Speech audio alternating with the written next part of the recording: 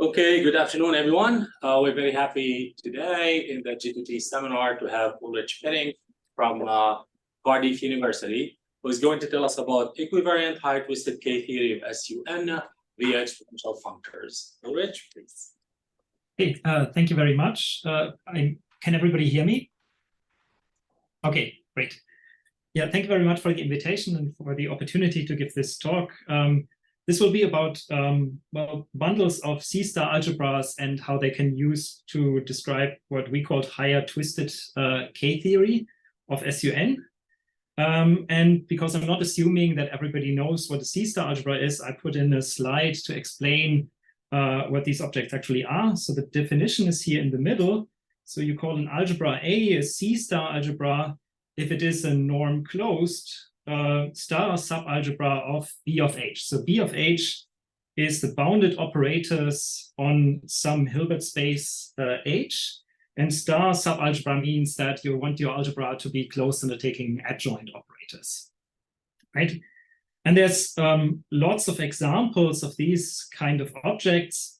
So the first one, the easiest one is if you have a commutative C-star algebra. So if the elements in your C-star algebra commute, then they all look like C0 functions on some locally compact Hausdorff space X, right? So these are functions that kind of vanish at infinity on the space X. Then you have another example. Of course, B of H itself is a C-star algebra just from the definition here. But inside B of H, you have the ideal of compact operators. That's also a C-star algebra.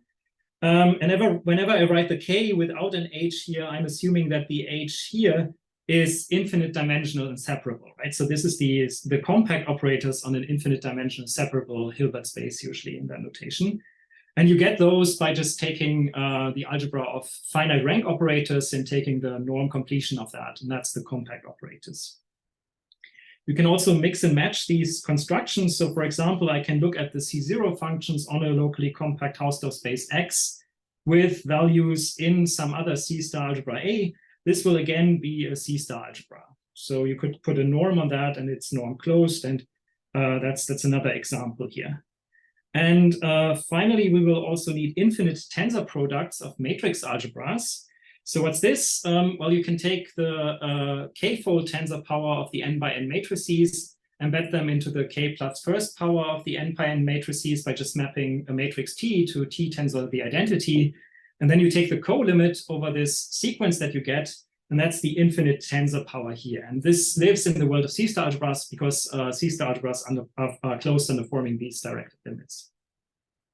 And the important thing to remember here is, even though it looks a lot like you should get something like infinite dimensional matrices, this here is substantially different from this C-star algebra here, because, for example, this one has a unit and this one doesn't, right? Okay, what other C-star algebras do I need? There's one more that I will need in what follows, and that's the so-called infinite Kunz algebra. That's usually denoted by O infinity.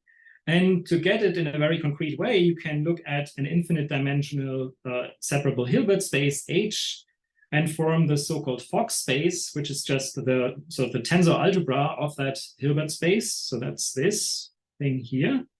Then you take the bounded operators on this Fock space. And since you've made it in such a way, you can write down creation and annihilation operators for a basis. So you pick an orthonormal basis for your Hilbert space.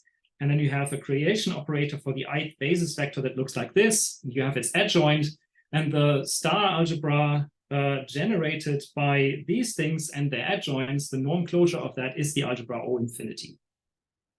So it's a bit like, well, in physics, you would think of this, for example, if you consider bosons or fermions, but there's an essential difference here because for bosons or fermions, you would either symmetrize or anti-symmetrize. There's nothing like this happening here. You just take the Fock space as it is. I will also need a little bit of operator K-theory, which I just squeezed down into this box at the bottom here. So what's that? So operator K-theory is kind of the most important invariant for C-star algebras. It associates to each C-star algebra a graded abelian group.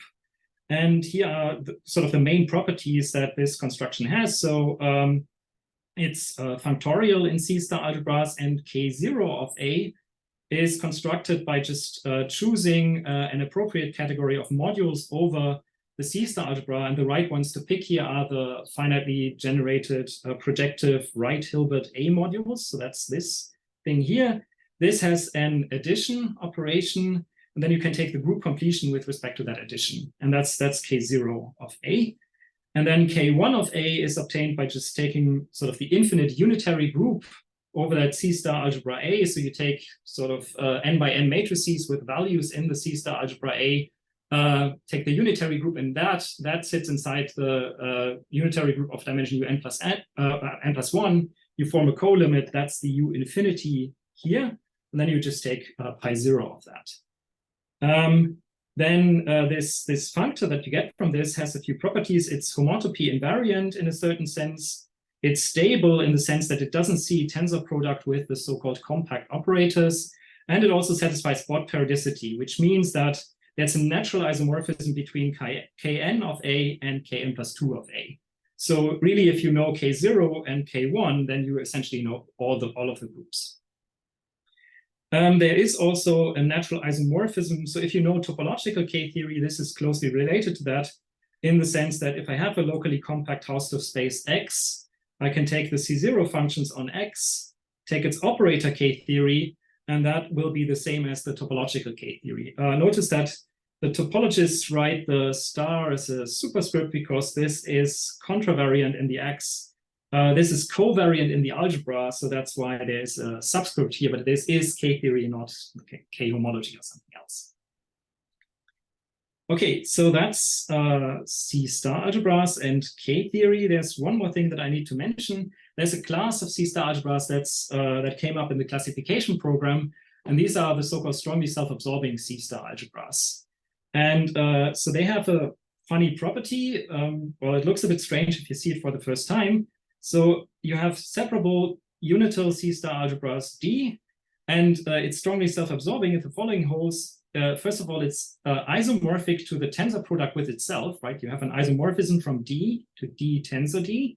And it has a very nice property, namely that there's a sequence of unitaries in the unitary group of D tensor D that approximately conjugates the left tensor embedding onto this isomorphism here. So you have this limit here is equal to 0, right? So you see the left tensor embedding that sends D to D tensor 1 here, and the isomorphism here, and it approximately conjugates this thing onto that thing.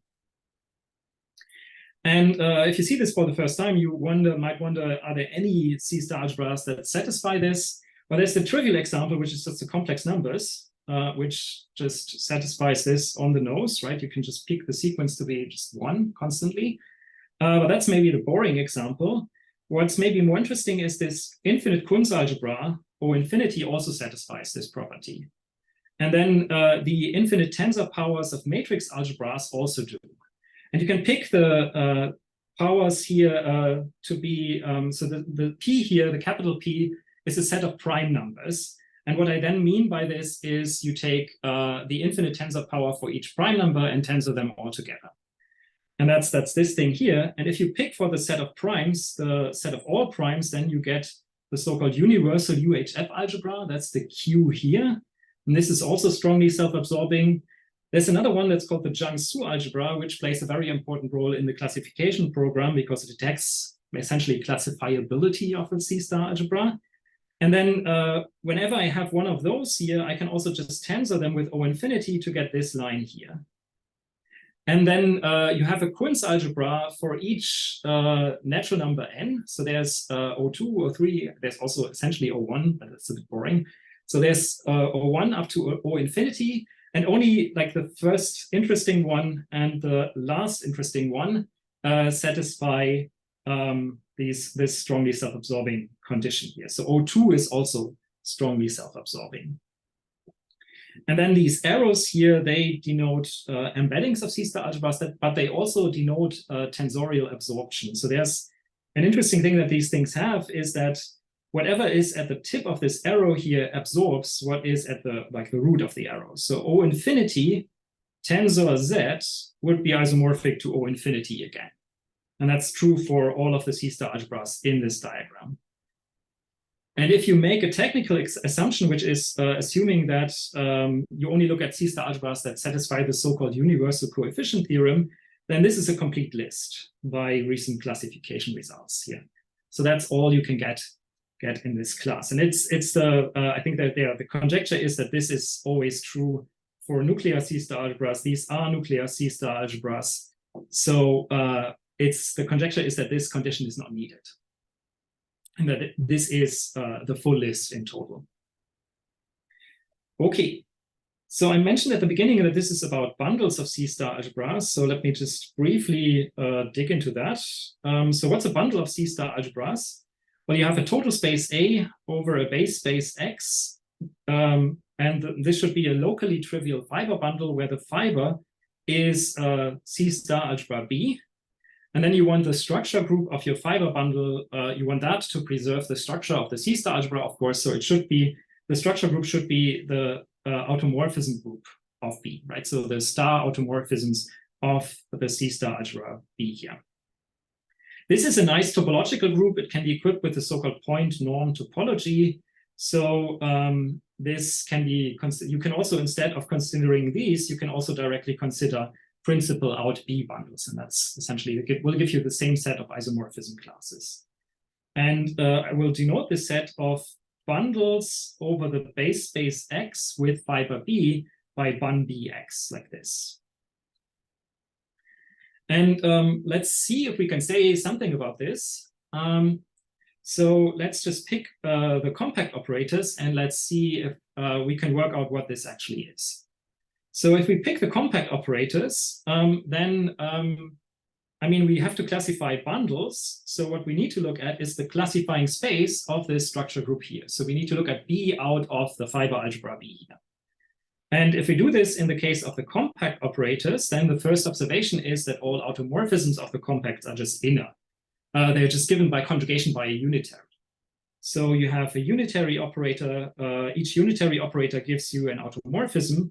Of course, if I conjugate, then the center acts trivially. So you don't get this, you don't get the unitary group. You get this quotient here instead, which is the so-called projective unitary group. So, and if you now want to work out what the homotopy type of this is, then you see that this group here is contractible as a space, and this is just a circle. So the result is that this will only have one non-trivial homotopy group. And if you write down the long exact sequence of homotopy groups, then you see that this non-trivial homotopy group will sit in degree 2, where it will just be the integers, right? So this is an Eilenberg-MacLane space KZ2.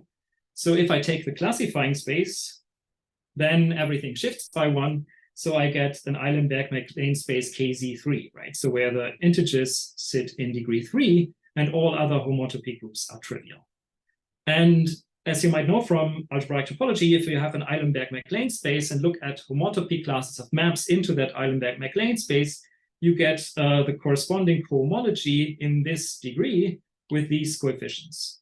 So that gives you full classification, and this is an old result by Dixmuir and Douardi, so that bundles of compact operators over the base space X up to isomorphism are classified by, well, homotopy classes of maps from X into the group into the space BPUH. Right, that's our observation from before, but this is now a KZ3, so this will just give you third cohomology. And this is called the Dixmuir-Douardi class.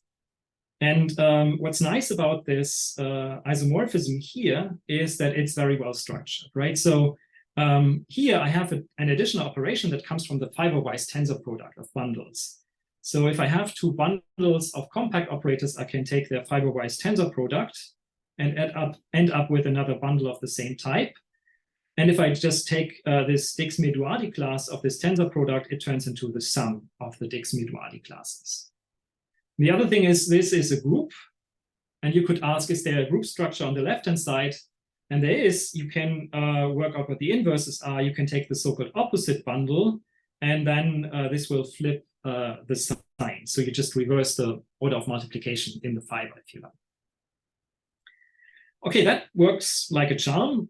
But on the other hand, I mean, the compact operators are pretty boring as a C-star algebra because they are just glorified matrices, essentially. So you might wonder, does this work in more general cases? And so you might wonder, why did this work at all? And is there a way to generalize it? And one thing that was nice about this was this second property here, right? That if I could take the fiber-wise tensor product, and that became the group addition in here. So, and that is based on the fact that if I look at the fiber algebra, the compact operators, then if I take the second tensor power of the compacts, so k tensor k here, this will be isomorphic to the compact operators again.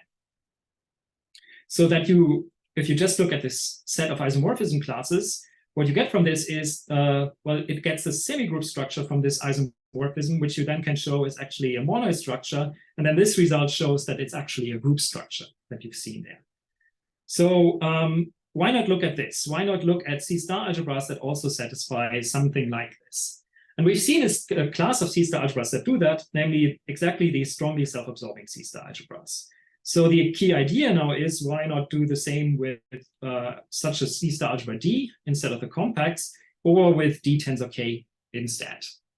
And so first, the bad news, if you try this, just replacing the fiber C-star algebra by D, then you find something, but it's boring because you find out that the automorphism group of D itself in this point norm topology is actually contractible. So there are no interesting bundles.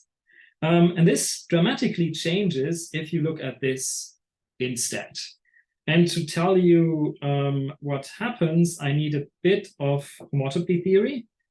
And I just put in this slide to motivate this a little. So let's look at the compact operators again. So there we've seen that the automorphism group is this, the projective unitary group, which we've seen is the classifying space BU1, because this is also a KZ2 space, right? So it's also, this is homotopy equivalent to the classifying space of line bundles. And that's what I wrote here, right? So I have Hermitian line bundles are classified by homotopy classes of maps into this space or into this space. And then what happens is that I can take the classifying space of that, end up with the classifying space of the projective unitary group, which we've seen classifies bundles of compact operators. And if you take sort of a step back and just look at this thing here, then you notice that this is the classifying space of line bundles, and line bundles form invertible elements in K-theory, right? So if you have topological K-theory, if you take a line bundle, tensor it with its dual, you get the trivial one-dimensional line bundle, which is the unit in K-theory. So every line bundle gives you an invertible element here. These are not all the units in K-theory, because if I want all the units in K-theory, I need to realize that K-theory is not about vector bundles, but about virtual vector bundles, so formal differences of vector bundles. So, and the invertible elements in K-theory correspond to the so-called virtual line bundles. So a virtual line bundle is just a formal difference of vector bundles such that the difference in dimension is plus or minus 1. And you can ask the question, well, this had a classifying space. Does this also have a classifying space? And it does. And the usual notation for this is GL1 of KU. And then you can ask the question, can I repeat this story here and just take the classifying space of that? And here, the reason why this worked was that this is an abelian group, so I can take all higher classifying spaces and iterate this construction as much as I like. This is not an abelian group, but it's in homotopy theory, it's essentially the next best thing. It's what's called an infinite loop space, which also means that you can have all of these higher deloopings. In particular, you have the first delooping, so this BGL1 of KU exists. And the drawback is that you get this out of homotopy theory. So there is, well, a priori, not really a good thing that you can put here. So you might wonder, is there anything like geometric that you can put here that this actually classifies? Okay, so, and that's what we looked at. This is some old work that I did with Mario Stadalat. And we found an answer sort of to this question. Namely, if I take one of those strongly self-absorbing C-star algebras, and I look at bundles with D tensor K in its fiber, which is classified by this set here, then because of the properties of strongly self-absorbing C-star algebras, first of all, this becomes a monoid with respect to the fiber-wise tensor product. But we could actually show that it is a group. And it is very similar to the story that I told you here. So there's a ring spectrum KUD associated to D. And this is actually the same or isomorphic to the group that you get from looking at homotopy classes of maps from X into BGL1 of KUD with a light twist that maybe I'll say a few words about this. So what the plus here means is that if I just look at GL1 of KUD and take pi 0 of GL1 of KUD, then this will be K0 of D, which has an order structure. So this is an ordered abelian group. And the plus here means only the plus here means you only see kind of the positive invertible elements. So that's what the plus here is for. Yeah, but that gives you sort of a generalization of Dix-Meduani theory in this sense. There are a few special cases that might be interesting. One is this algebra O infinity that we've seen before, because in that case, you see our old friend here, right? So you see that bundles with fiber O infinity tensor K are actually the isomorphism classes of bundles. I can use that to get this group X of homotopy classes of maps from X to BGL1 of KU. So these bundles are actually classified by this object here. Then you can also take the universal UHF algebra, and because that is K0 of that is the rational numbers, everything is rationalized. So you get this thing here. And you can also plug in one of those infinite tensor powers. And then what happens is you see this spectrum here is the same. This spectrum here is the same as K theory up to a localization away from this number D, from this dimension D. So that's what happens in that case. Okay, what can you use this for? Well, one thing where this comes up is actually twisted K theory. Because if I told you a few times now that this thing here classifies virtual line bundles over X. And the homotopy theoretic way to understand these things is that it classifies bundles of free KU modules of rank 1 over X, right? So you can see this in analogy to rings, right? If I take a commutative ring R, then GL1 of R is the invertible elements in R, and BGL1 of R. So if I look at the automorphisms of R as an R module, the only thing that you can do is you can just multiply from one side with an invertible element. So BGL1 of R would be the free R modules of rank 1, right? So that's the same sort of setting in homotopy theory. So here you get free KU modules. And these have a different name. They are also known as the twists of K theory. And it's very easy to explain the idea of twisted K theory. So twisted K theory, like this, depends on the space, but also on a chosen map from the space to BGL1 of KU. And the way you should think of twisted K theory is there's like a universal bundle of K theory spectra over this thing that you then pull back with a twist, and then you take homotopy classes of sections. Oh, that should be a tau here, sorry. So you take homotopy classes of sections of this bundle here, and that will give you twisted K theory. But since we had these results from before, these results, there's now also an operator algebraic way to describe twisted K theory. Oh, and I should say why I wrote sketch here, because you have to be really careful when you want to define this bundle here and the homotopy classes of sections. You essentially have to do parametrized stable homotopy theory, which I didn't want to go into here, but so there's a paper by Ando, Bloomberg, Gepner, Hopkins, and Resk, where they do this very carefully and make this setting actually work. Okay, but since we had this result with operator algebras, there's now a different way of getting the same twisted K theory, because if I have such a twist now for our more generalized K theory, right? So this thing here, then this will come from a bundle over the space X with fiber D tensor K. But that's just a bundle of C-star algebras. So one thing that I can do is I can just take continuous sections. So I take the continuous sections of that bundle. I'm assuming here that the X is compact, so that's why I didn't write the C0. So C of X A tau is just the continuous sections. That's another C-star algebra. So I can just take the operator algebraic K-theory of that. And that turns out to be isomorphic to the twisted K-theory defined in the homotopy theoretic sense.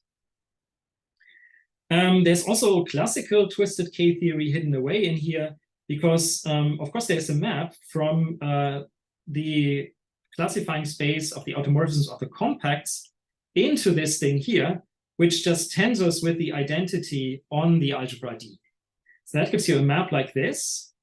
And then you can, for example, only look at twists of K-theory that factor through this map. And we've seen that this is third cohomology, and these are actually the classical twists that have been considered in the literature. So if you look into the literature by Atiyah and Siegel, for example, the classical twisted K-theory only considers the twists that come from the third cohomology. Okay, so why should you be interested in this? Because there are results that relate interesting objects from, for example, mathematical physics to twisted K-theory. And one of those results is a theorem by Fried, Hopkins, and Telemann. So here's the statement. So if I have a simply connected and compact Lie group, G, one thing that I can do is I can look at the free loop group, LG, on G. So this is just the smooth maps from the circle into my Lie group G. And this, even though it is infinite dimensional, has a very nice representation theory. And that's the right-hand side of this theorem. That's this thing here. So this is the formal differences of isomorphism classes of a certain class of representations. And the correct ones to consider here are the so-called positive energy representations. And these are not honest representations of the loop group. They are projective representations of the loop group. So they are honest representations of a central S1 extension.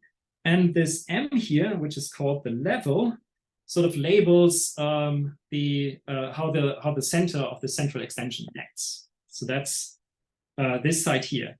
And by the way, this is also a ring, even though you have fixed the level, because the ring structure does not come from the usual tensor product of representations, which would add the levels, but from a different product that's called the fusion product. Okay, and now the left-hand side here, this is a version of twisted K-theory, but it's kind of the most complicated version you could think of. So you take the group as a G space, as a G space with G acting on itself by the adjoint action. So that's the G here. And that's just denoting that you should consider this with the adjoint action. Then you take the equivariant twisted K-theory in degree given by the dimension of G with some twist that depends on this level here. And then they have shown that you get an isomorphism like this. So in principle, you can compute the representation theory of this free loop group just by looking at twisted K-theory, for example. And you can understand this product that you have on the right-hand side here as well, because this will turn into the so-called Pontryagin product here.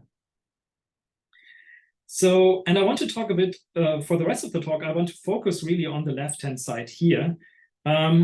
And first of all, I want to tell you where does this twist actually come from and how do you actually get this as one of those C-star algebraic twists, right? So if this works, then there should be some kind of G-equivariant bundle of compact operators over G, such that I can write this left-hand side here as the operator algebraic equivariant K-theory of the section algebra that I get from this bundle. And I want to tell you how to construct this bundle. And to do that, I need to use a slightly different language for twisted K-theory, namely that of gerbs. And therefore, I want to tell you what the generator looks like. So if you look at the thing that classifies the twists, the classical twists of K-theory, then under these assumptions that I've made here, simply connected compact, well, in the end, I will just consider SUN anyway. So then this will turn out to be just the integers. And I can ask, well, can I somehow construct a generator, the generator, as a bundle of compact operators here? And this will take a slight detour through gerbs, and the generator is represented by the so-called basic gerb. And the picture that I'm giving here of this gerb is developed by Murray and Stevenson. So here's what you do. So first of all, I can cook up. So now I will focus just on SUN here, because that's where their picture works. So first of all, I can cook up a groupoid that I will denote by curly G.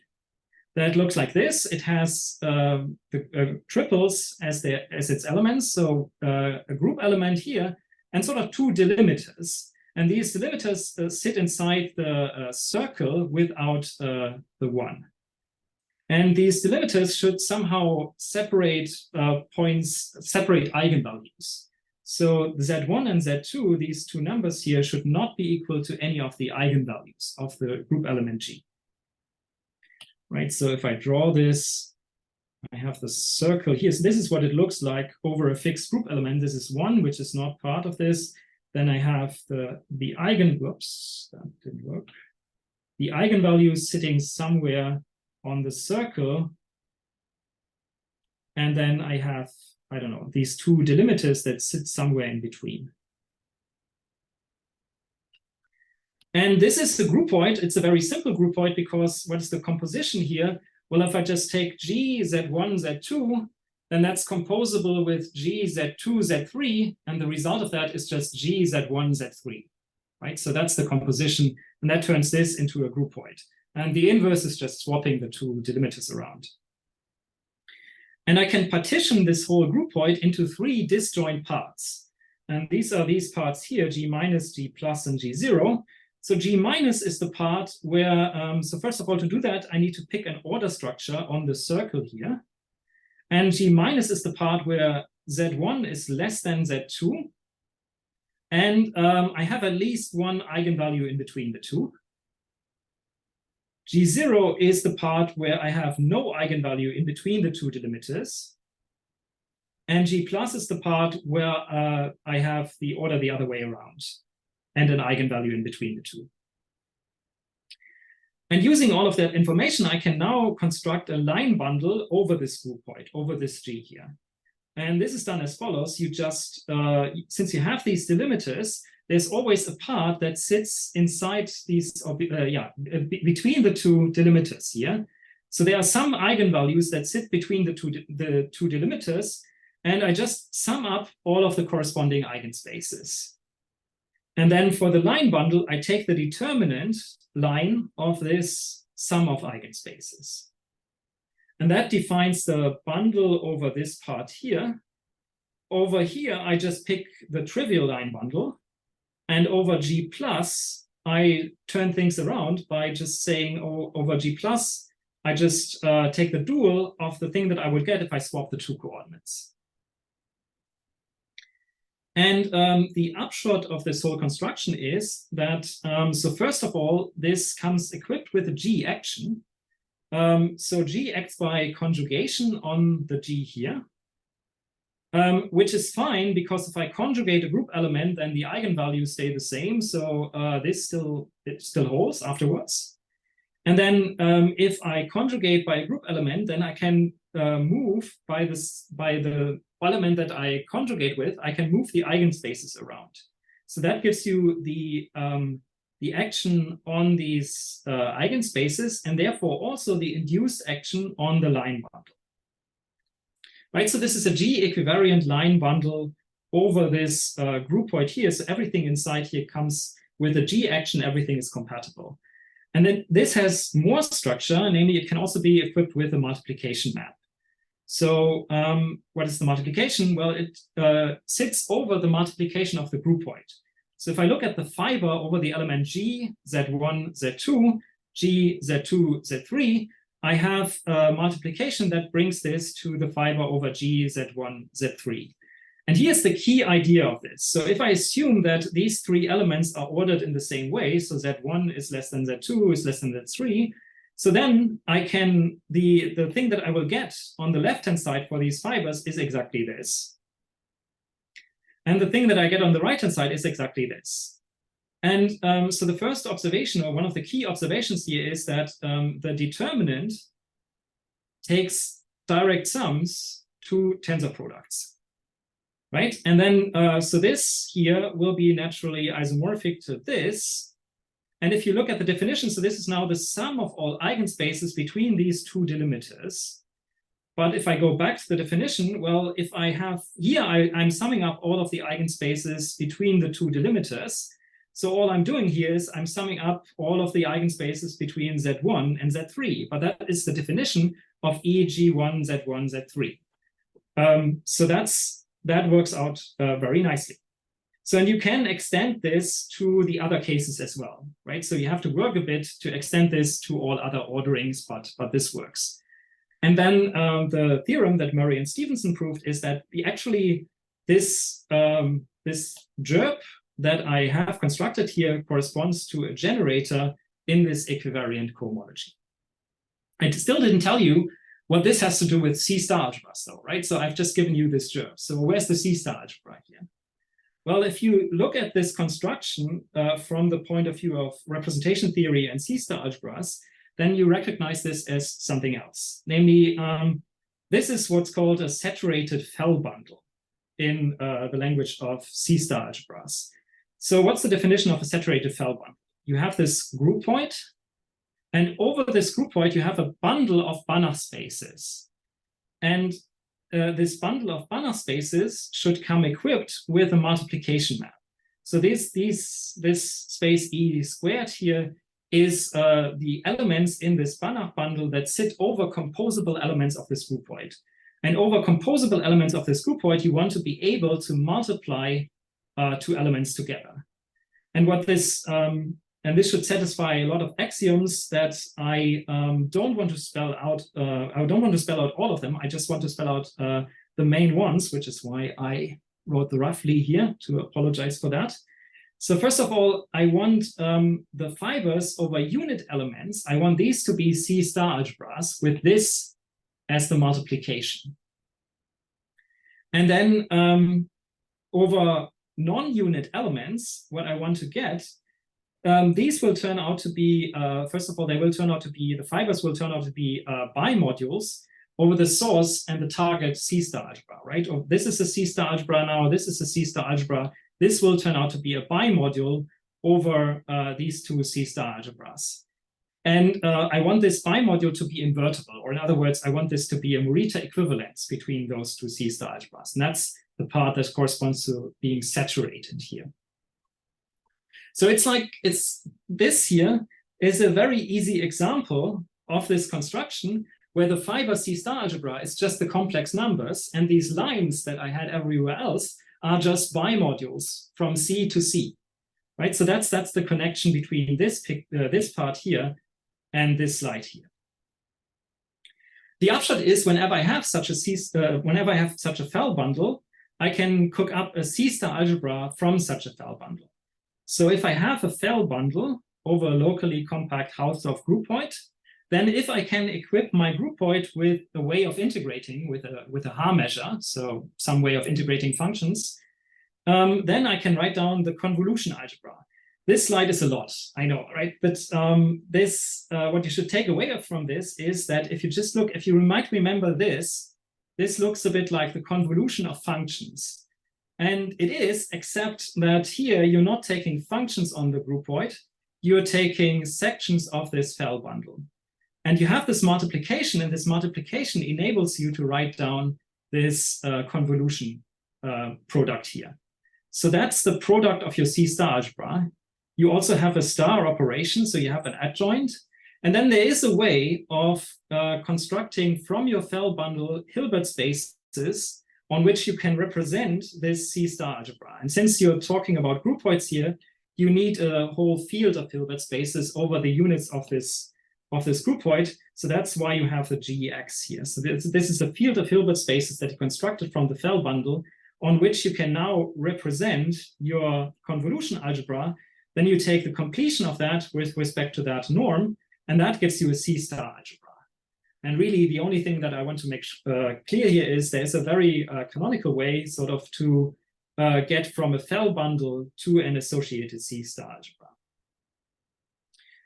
Okay, and now the upshot is that if you do that, if you take this gerb here and view it as a fell bundle and then take the associated C-star algebra, this will be the bundle of compact operators over the group. In fact, that's a slight lie. What you also need to do is you need to tensor this with the compact operators. Then you get something that's isomorphic to the section algebra of a locally trivial bundle. So, and this is the construction that we looked at. So we is David Evans and I. And one of the things that you might wonder about is why stop there, right? So this is already related to C-star algebras. So is there any interesting construction that gives you a more general fell bundle than just this, the one that comes from the basic gerb? And we found a construction, and that is related to this operator algebraic picture of the higher twist that I was stressing before. So what this construction does is it takes as an input what we called an exponential functor on the category, on the group point of finite dimensional inner product spaces over the complex numbers and unitary isomorphisms. So that's this group point here. And it takes, the other input is that our construction up to now only works over the group SUN. But the output of that is you get a G equivariant saturated fell bundle over an intermediate group point that looks just as the group point before. But the fiber C-star algebra that you get is no longer the complex numbers, but it's one of those strongly self-absorbing C-star algebras. And in fact, I mean, it's, to be precise, so this is the exponential functor, so you can apply that to C to the n. C to the n is the standard representation of SUN here. So this is the same n. And then this will give you some finite dimensional complex inner product space. So you can take the endomorphisms, this is just a matrix algebra, and then you can take the infinite tensor power. And this is one of those strongly self-absorbing C-star algebras. And then over the non-unit fibers, you get bimodules, you get Morita equivalences from D to D. And the upshot of our construction is that if we take this C-star algebra associated to that, tensor it with the compact operators, then one can show that it actually is the isomorphic to the continuous sections of a locally trivial bundle where the fiber is the tensor K. And so by our previous results, this gives you one of those twists of K theory. And then what we did was we defined the equivariant higher twisted K theory with twist given by this fell bundle to be the equivariant K theory of this C-star algebra that we got from this construction. So let me now tell you what we did to this original construction. Oh yeah, let me start by introducing exponential functors. So the key idea of this determinant functor, the key idea that gave you the multiplication was that it transforms direct sums into tensor products. So that's the thing that we looked at, right? So we look at functors on the category of finite dimensional complex inner product spaces that do exactly that, right? That turn in via a natural transformation direct sums into tensor products. And that also have a unit isomorphism. Of course, you want the obvious associativity and unitality diagrams to commute. I could have spared words here and I could have just written this is a strict monoidal functor from this category equipped with a monoidal structure from the direct sum to the same category with a structure from the tensor product. And that's essentially the same thing. Okay, so that's exponential functors. Just to give you a few examples, if I just restrict myself to this groupoid of finite dimensional complex inner product spaces and unitary isomorphisms, then the determinant functor or tensor powers of the determinant functor is an example, right? So that's an exponential functor. But of course, the determinant functor is part of this exterior algebra. And if I just take the whole exterior algebra, or take that to the nth tensor power, that gives you another example of an exponential factor. I can also do something more exotic here and fix one of those finite dimensional complex inner product spaces and do this construction here. And this will also be an exponential factor. The way I like to think of this is, if this is like your exponential function, this is like exponential functions, but with a coefficient, if you like. One non-example is, unfortunately, the symmetric algebra. This does transform direct sums into tensor product. What goes wrong here is that I want my end result to be a finite dimensional vector space. So, and that goes wrong with the symmetric algebra, because if I take that, then that's usually an infinite dimensional vector space. So that's the only thing that goes wrong. Then functors on finite dimensional vector spaces, a class of those functors can be classified, and these are called polynomial functors. So polynomial functors on the category of vector spaces can be classified. And among those, then you can ask, what are the exponential ones? And we can identify those with certain involutive R matrices. So this is joint work with Gandalf Lechner and Simon Wood here. But the statement is a bit, reads a bit strange, because in the end, we classified the polynomial exponential functors, right? But that's just an accident of history, I guess. Okay, so that's my input datum. And now the construction is almost the same as before, right? So you just pick the groupoid, stays exactly the same as before.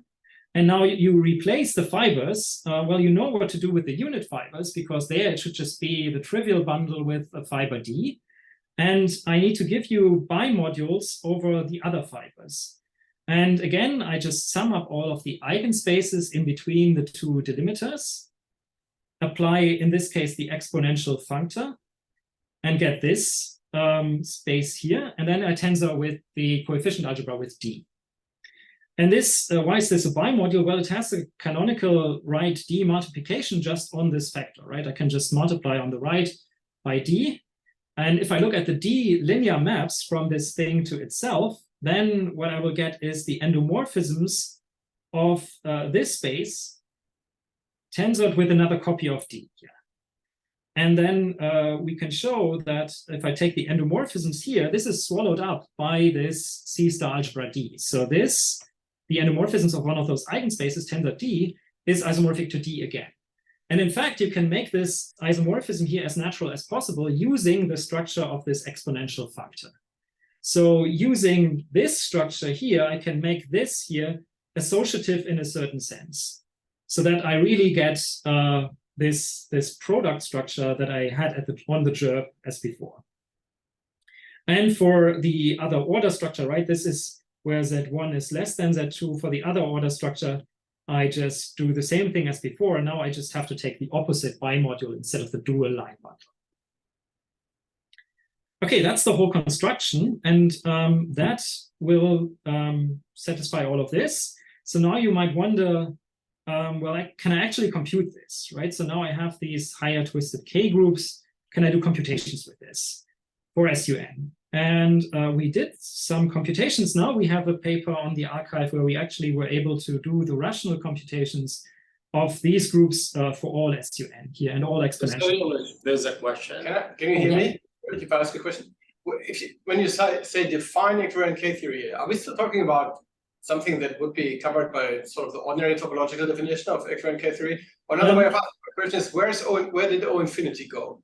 Is the Kunz algebra still somewhere here? Or no, the Kunz algebra is not there. That's a good point here, actually. So this is a twist of this version of K theory, right? So it's not the usual K theory. It's something else. Right. It's something different, and I can tell you what it is. I mean, what happens if you look at this? Maybe before you do this, why not? Where's the Kunz? Does it not work for the Kunz algebra? Wouldn't that be the first thing we'd want to do to see the higher? Yeah, we tried to make it work for the Kunz algebra as well, and we still are. You don't know if it works. No, right. I mean, it works for these infinite tensor powers where it's just easier to control everything. Okay. But we don't know if, I mean, of course, I can just tensor this I mean, even if I tensor this with O infinity, then if I go back to the very first slide, I still get not O infinity, but O infinity tensor, one of those infinite tensor powers. That's a different, strongly self-absorbing C-star algebra from O infinity. So what always happens here is that you get a twist for not for K-theory, but for a localization of K-theory. Okay, thanks. Okay. Right. So let me. Right. So let's look at computations of this thing. So first of all, we started with SU2, right? So what happens is that so as I just told you, this, I mean, you always get you get a localization of K-theory, and this theme of having a localization around really is threads through this whole story. So it starts with these groups here are modules not over the, well, they are modules over the standard representation ring, but they are in a more natural way, they are modules over a localization of the representation ring. So this is the localization that I want to consider, and this is the definition. So I take the ordinary representation ring of SUN, and then I have the standard representation to which I can apply my functor f, the exponential functor. And the localization that I get is I take f of the standard representation and I have to invert that. So that's this thing here. And that is actually the K0, the equivariant K0 group of this strongly self-absorbing C-star algebra is this localization of the representation ring. And then we're able to compute these higher-twisted K groups. And here's the result. So I get that K1, the equivariant K1 of this C-star algebra associated to this Fell bundle is a quotient of this localized representation ring by an ideal. And K0 is just 0, that vanishes. And so to tell you what this ideal is, I need to, so here's the definition, but I need to explain what I mean by this.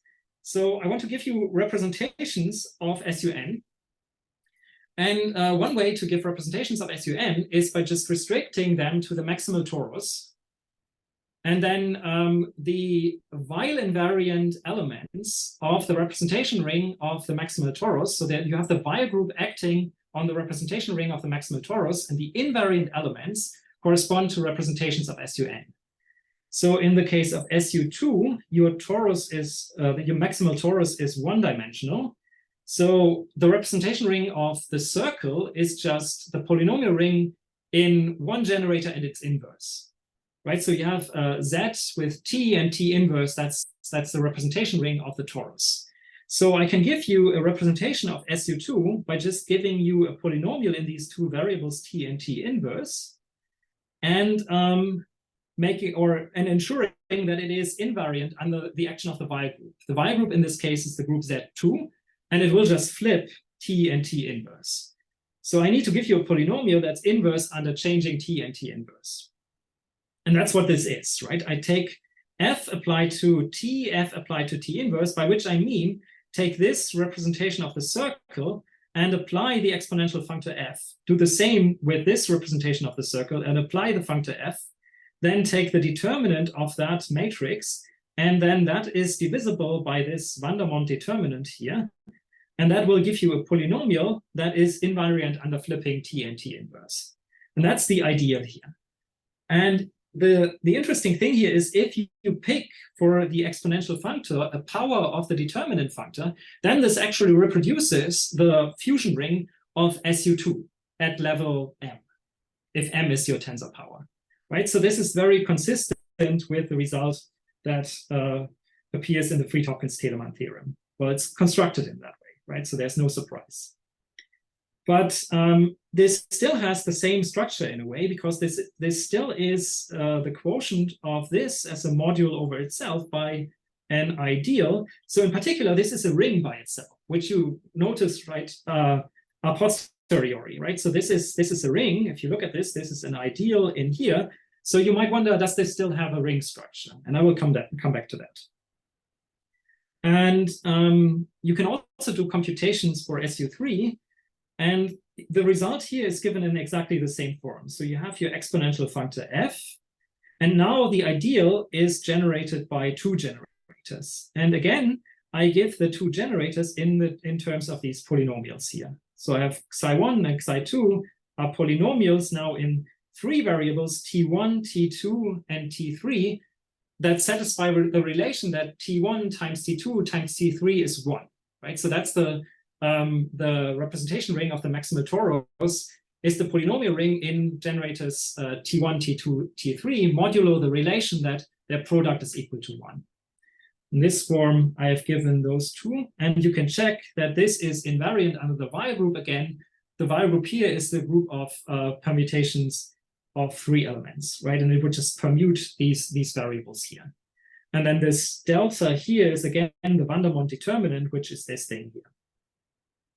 And you can even work out explicitly what this is. For example, if I take the mth tensor power of the exterior algebra functor, then I can explicitly write down what representations of the group SU3 correspond to this. Okay, so that's the computations.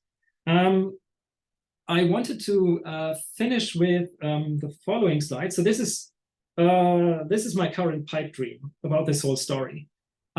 Because, I mean, I've talked a lot about one side of the Fried-Hopkins-Telemann theorem.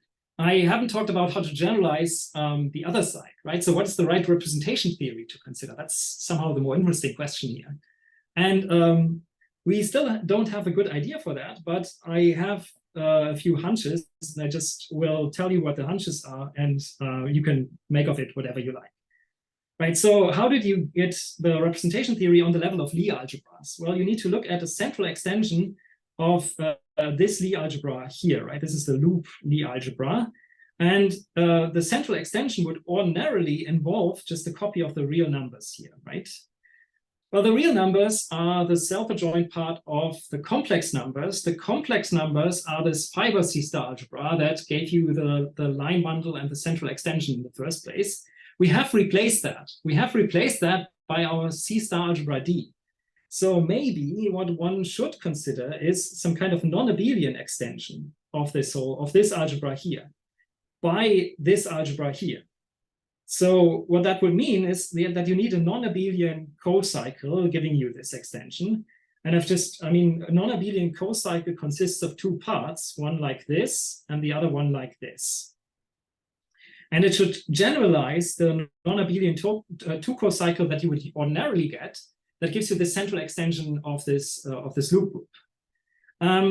There are a few indications that, that the ingredients are kind of there, because you have the action of the group on this fiber C-star algebra D.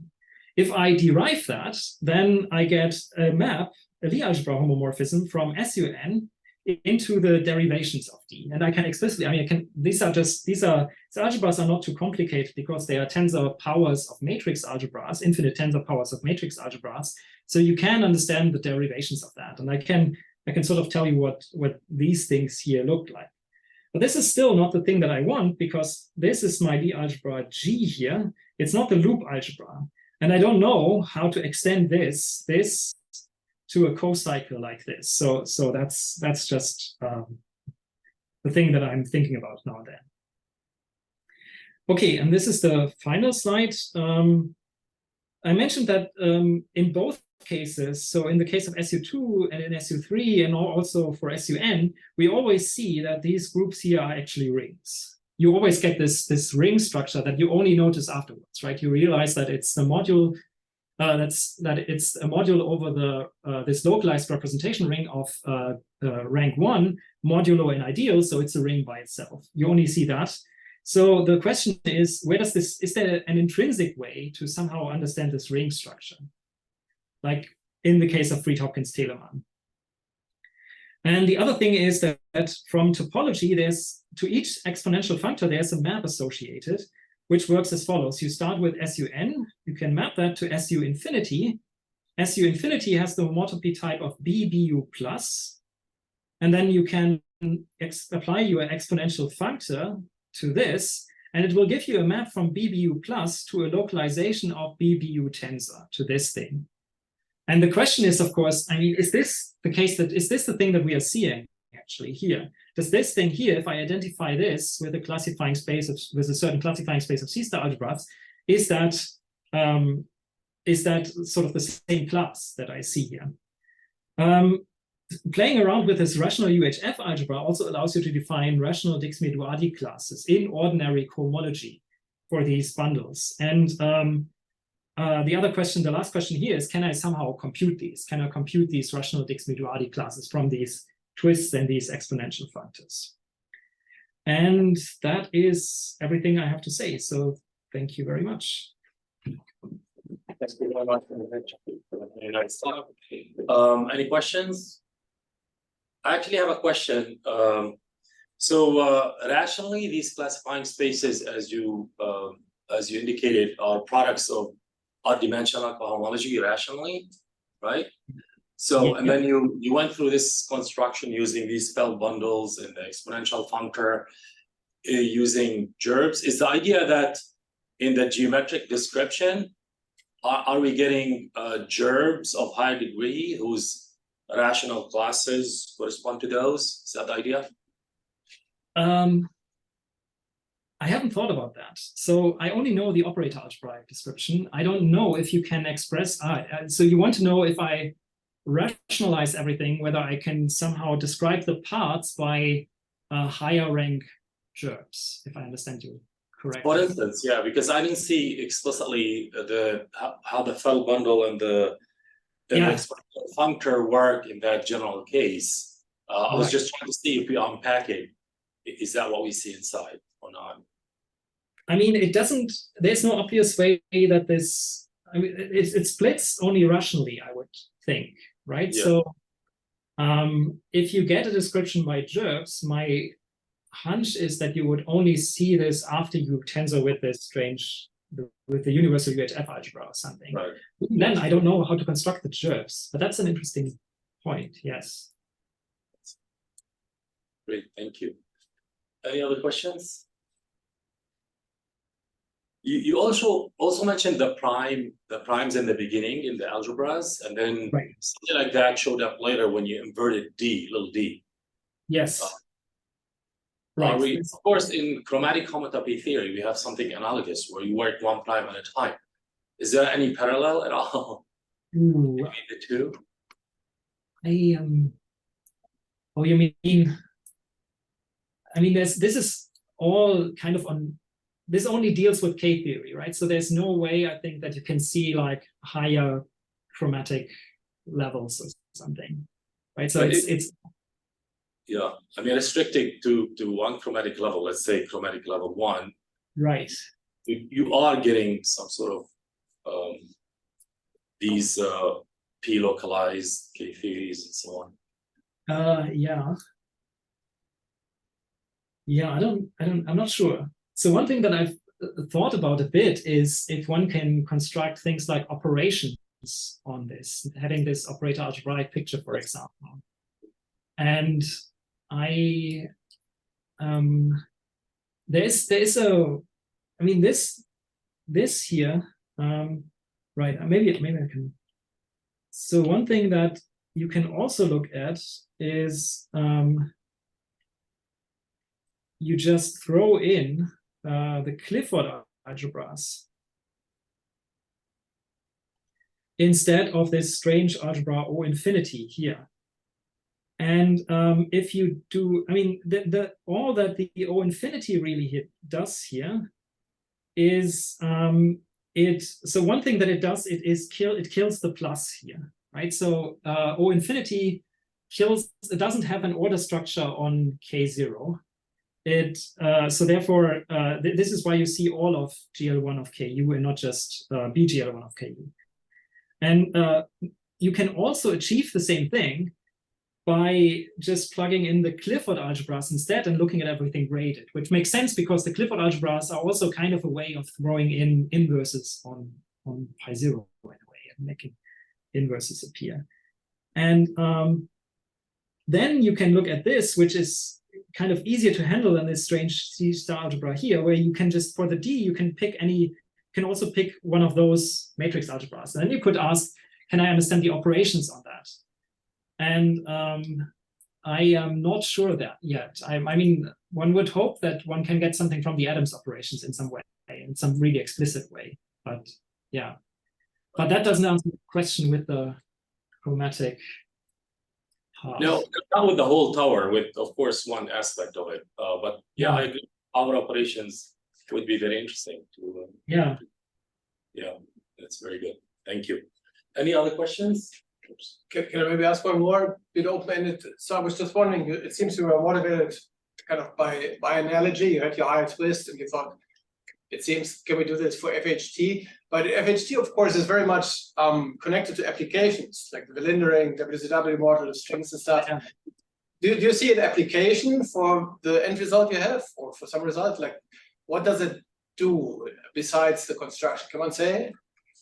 That's another thing that I mean, I've only constructed essentially one side. It's not even like the most interesting side of FHT, right? So I don't know if you can use this to say something about TQFTs, for example, in this setting.